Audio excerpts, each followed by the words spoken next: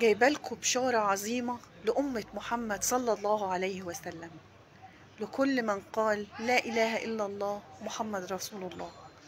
بشارة ليكم كلكم. إيه البشارة دي؟ بشارة قالنا عليها رسولنا الكريم صلى الله عليه وسلم.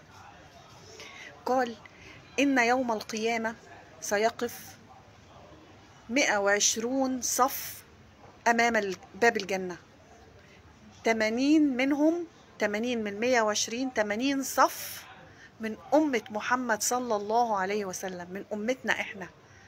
80 من 120 صف هيكونوا من أمة محمد صلى الله عليه وسلم. تخيلوا إن الأمة دي أمة سيدنا محمد أمة عظيمة. قال تعالى: وكنتم خير أمة أخرجت للناس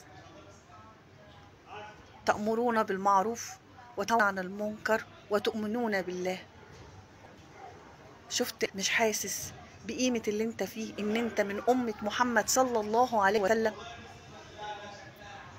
تخيل دي ايه أمتنا، أعظم أمة، أمة محمد صلى الله عليه وسلم، أعظم أمة، وهي هتكون أكتر ناس واقفة قدام باب الجنة.